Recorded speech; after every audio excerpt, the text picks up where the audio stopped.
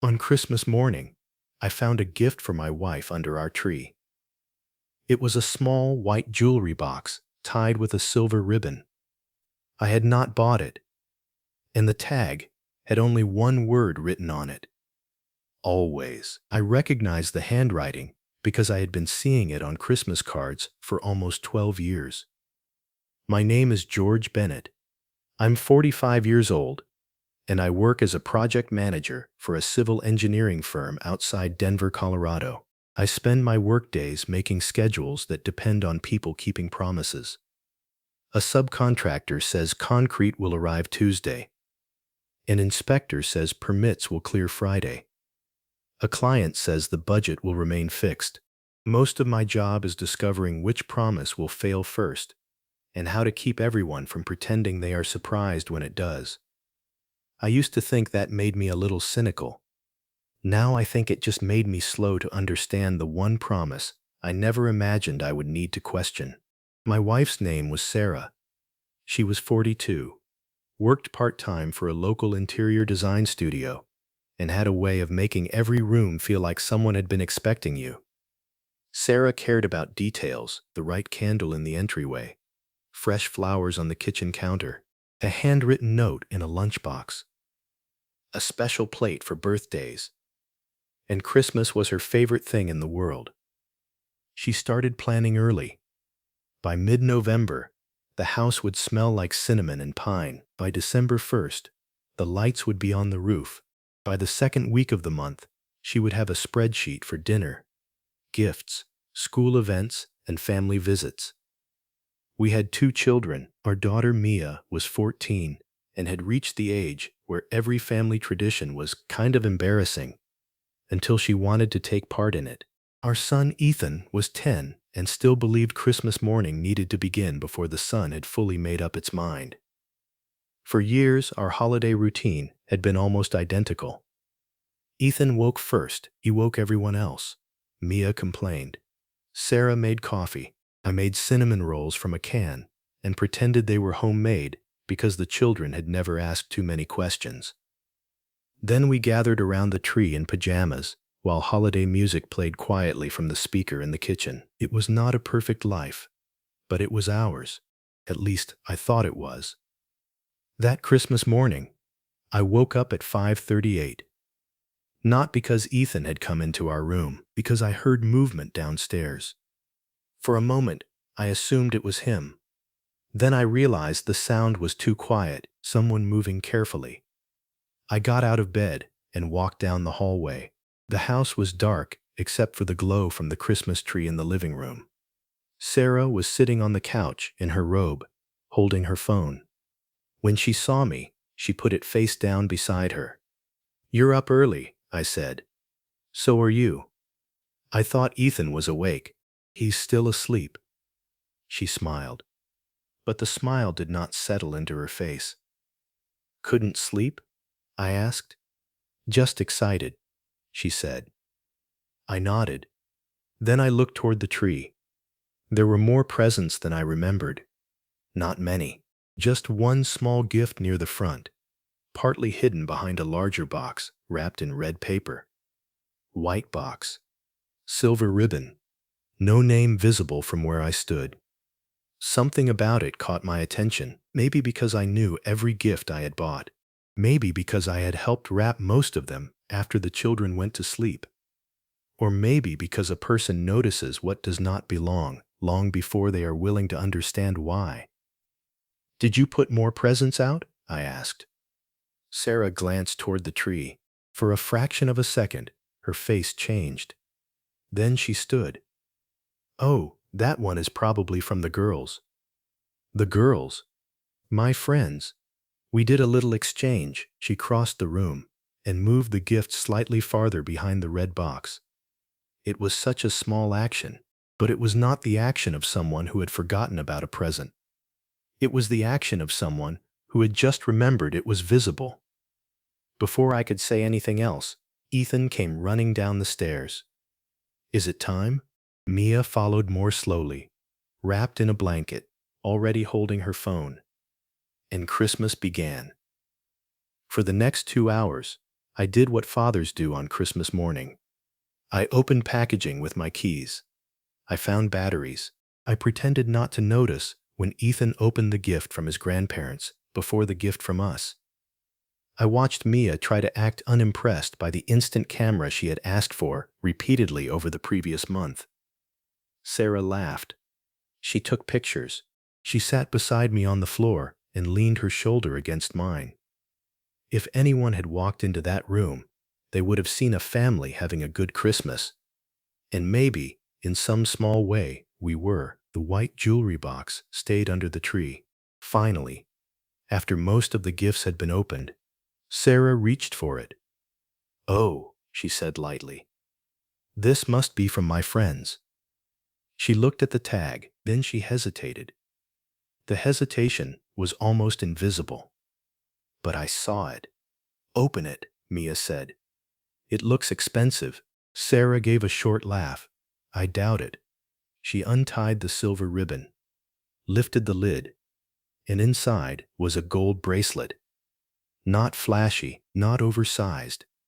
Elegant, narrow, and clearly expensive. The kind of thing Sarah would have chosen for herself if she had ever allowed herself to spend that much money on jewelry. Mia leaned forward. "Mom, that is gorgeous." Ethan looked at it briefly, then went back to building a plastic racetrack. Sarah picked up the bracelet. There was a small card beneath it. She did not read it out loud. She folded it once and slid it into the pocket of her robe. I watched her hands. "Who is it from?" I asked. Sarah looked at me. "The girls from the design studio," she said. "We said we weren't doing much this year." Mia smiled. "That's really nice." Sarah smiled back. "It is." But I had seen the tag. Always. And I knew the handwriting. There are people whose handwriting becomes familiar without your choosing it. They send birthday cards, holiday cards, thank you notes, invitations. Over time, the letters become part of the background of your life.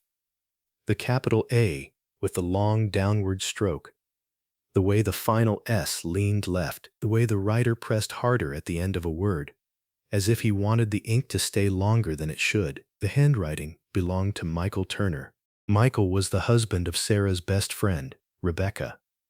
They had been in our lives for 12 years. We spent Thanksgivings together sometimes. We took a trip to a cabin in Breckenridge one winter. Michael had helped me install a new fence after a storm knocked down half the old one. Rebecca had held Mia when she was a baby. Sarah had stood beside Rebecca at her wedding. Michael had also signed every Christmas card their family had ever sent us. I did not say his name, not in front of the children, not on Christmas morning. Instead, I smiled at Sarah and said, "That was thoughtful of them." Then I looked down at Ethan. "Want to see if that racetrack can make it around the corner without flying into the tree?" He laughed, and the moment moved on. But not for me. I helped clean up wrapping paper. I carried empty boxes to the garage. I made coffee for Sarah's parents when they arrived at 10. I listened to my father-in-law tell the same story about a snowstorm in 1989 that he told every December. I smiled in photographs, and every few minutes I would remember the bracelet, the tag, the word. Always. Sarah wore the bracelet by noon. She fastened it around her wrist while standing near the kitchen counter. I watched her do it. She noticed. "It's pretty, right?" she said. "It is," I answered. For a second, I thought she might tell me the truth. Maybe not the whole truth. Maybe just enough to start. Instead, she looked down at the bracelet and said, "The girls know my taste." I understood then that the lie had already been prepared. Christmas dinner was at our house. Sarah had invited Rebecca and Michael, along with their 2 teenage boys. She had also invited my sister, her husband, and their daughter. The house was full by 3. The kids played games in the basement. Someone put on a Christmas movie in the living room. My sister offered to help in the kitchen, and Sarah told her everything was under control. Michael arrived at 3:18. He walked through the front door, carrying a bottle of wine and a pie from a bakery across town. He hugged Sarah. Not too long, not in a way anyone else would notice, but I noticed the way Sarah's hand rested against his shoulder for 1 second longer than it needed to. Then Michael turned to me. "George," he said, "Merry Christmas." I shook his hand. "Merry Christmas, Michael." He smiled. "You look tired." "Long morning," I said. He laughed. "Tell me about it." Rebecca came in behind him, apologizing for being late because one of the boys had forgotten his jacket. She hugged Sarah, and when she did, Sarah's bracelet caught the light. Rebecca saw it. "Oh, I love that," she said. "Did George get it for you?" The room did not stop. No one dropped a glass. No music changed. But every part of me became still. Sarah looked toward me, then at Rebecca. "No," she said. "It was a gift from some friends at work." Rebecca smiled. "That's sweet." Michael had gone quiet, only for a moment. Then he started talking to my brother-in-law about football. I watched him make the transition. He had practice. That was what unsettled me most. Not the bracelet. Not the handwriting. The ease. The ability to stand in my home on Christmas Day. Look at his wife. Look at mine. Laugh with my children. And move through the afternoon as if he had not placed a secret beneath my tree. Dinner lasted 2 hours. Turkey, potatoes, green beans, Sarah's cranberry sauce, which she made from scratch every year and treated like a family legacy, even though the recipe came from the back of a bag. The children were happy. That mattered. Mia took pictures with her new camera. Ethan told everyone how fast his race car could go. My niece fell asleep on the couch after too much pie. I kept thinking that they deserved this day. Not the truth hidden beneath it. Not the anger waiting below the surface. Just this.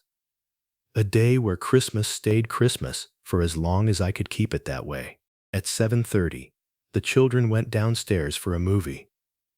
By 8:15, the adults began gathering coats. My sister left first with her family. Sarah's parents left next. Rebecca and Michael's boys had fallen asleep in the car on the drive over. So Michael went outside to warm up their SUV, while Rebecca stayed behind to say goodbye. That was when I said, "Why don't you both stay for coffee?" Rebecca looked tired. "Oh, I don't know. I made decaf," I said, and we hardly had time to talk. Sarah turned toward me. Her face had changed. Not panic. Not yet. Recognition. She understood that I had been calm for too long. Michael came back inside. "Coffee sounds good," he said. Sarah looked at him, then at me. I smiled. "Just 10 minutes." We sat at the dining room table. Rebecca and Michael on one side. Sarah and I on the other.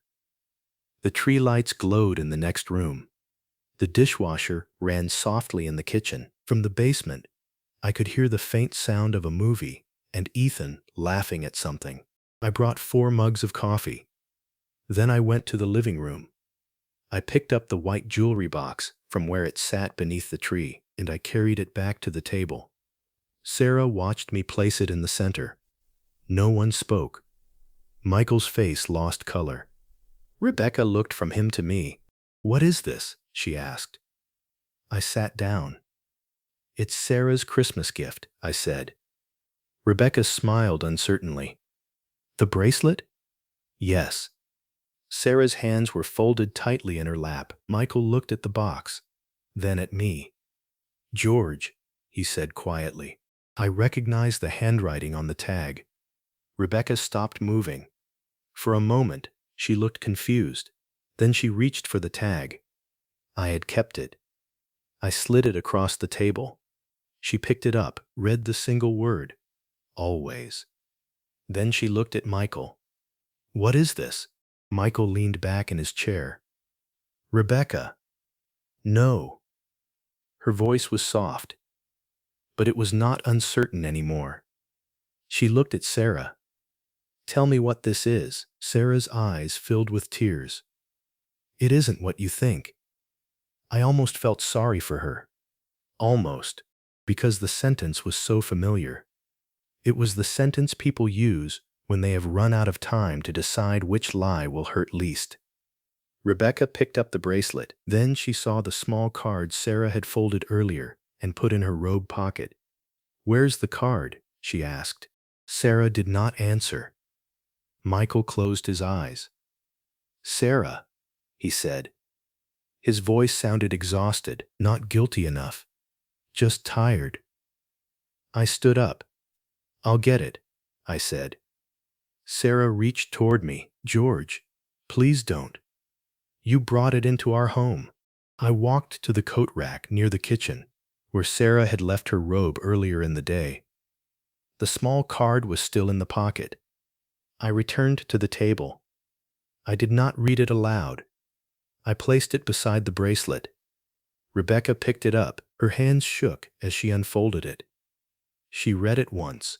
Then she looked at Michael as if she no longer recognized the person sitting across from her.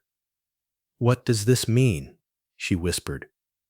Michael said nothing. So I did.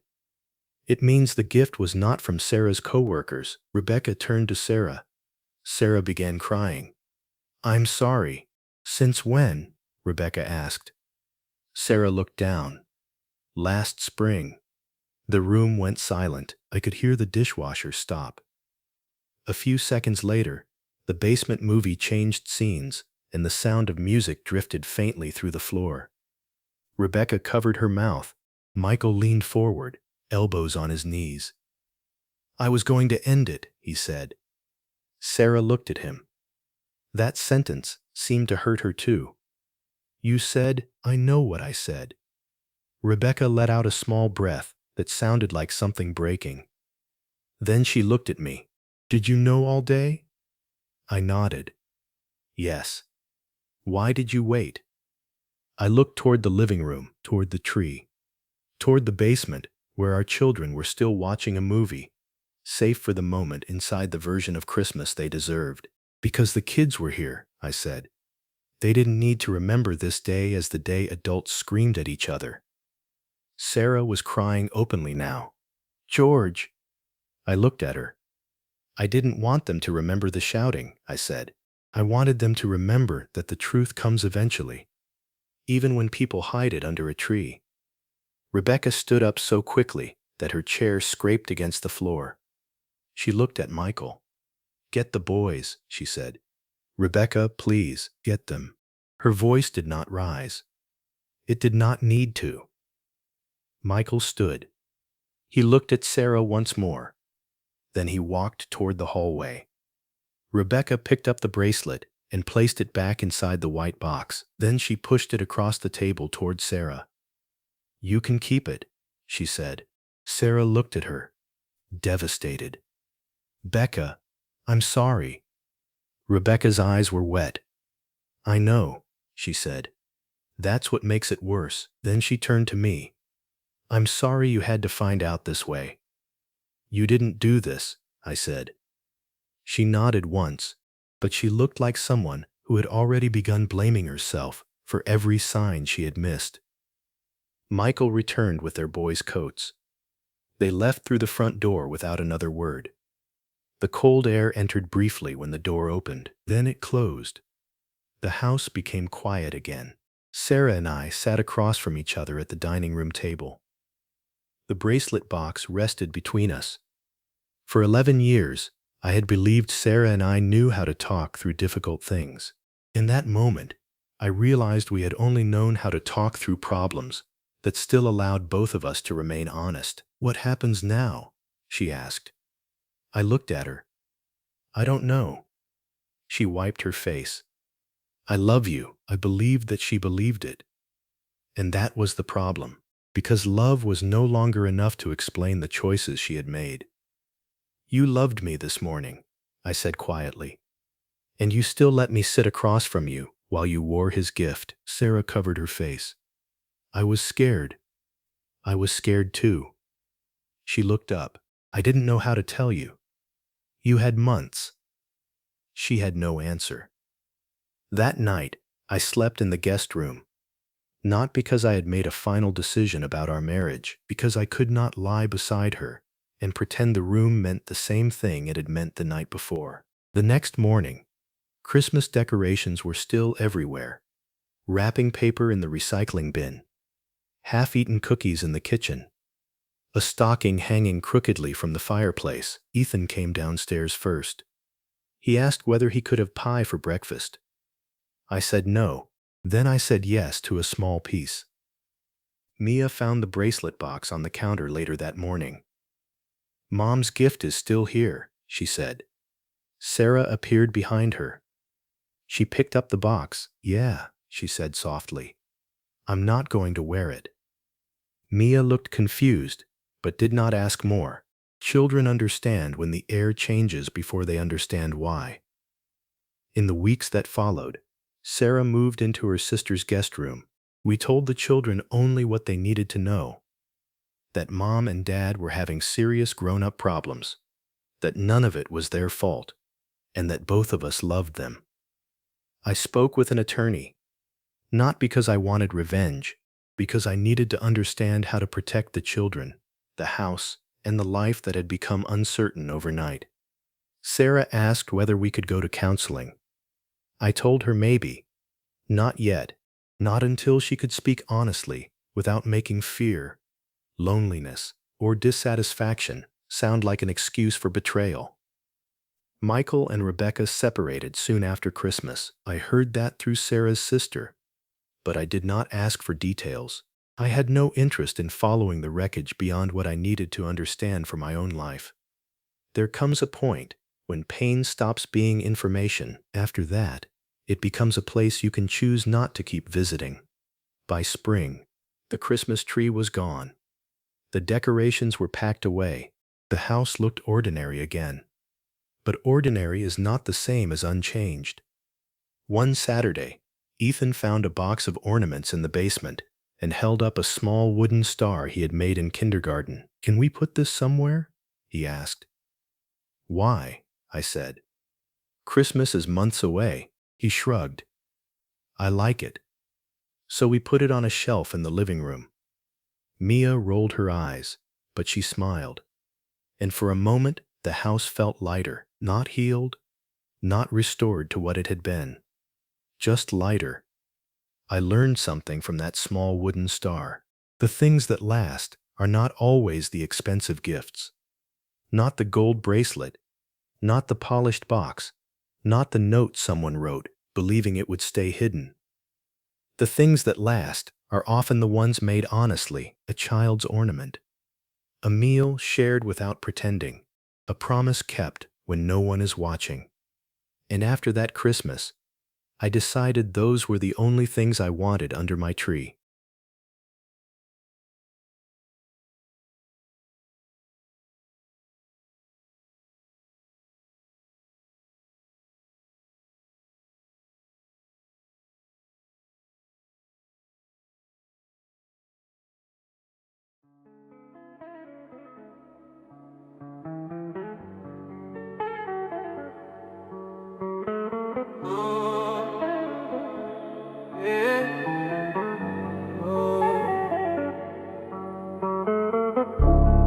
Plastic wrapper crinkles, coffee steam, paints a rearview, shoes stopping, engine thinking for me.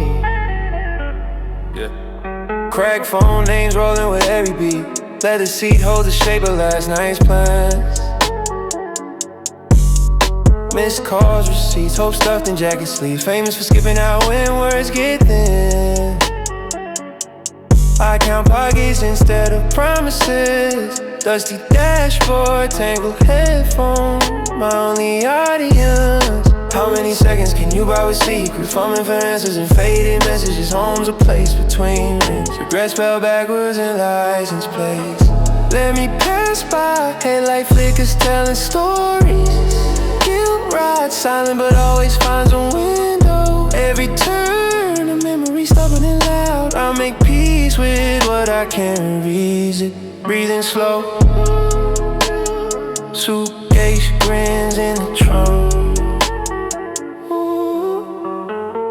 Blue lighter, vision blurred by honest laughter. She sits close, reading my playlist like a diary. We trade meaning for momentum, no need for confessions. Her eye rolls, forgive what lips can't. Rest stops for dreams unwrapped and left behind. History scribbled in empty cups and napkins. Eyelids drooping, morning buzz, steering wheel creaks a question. Tomorrow flickers in a gas station lights.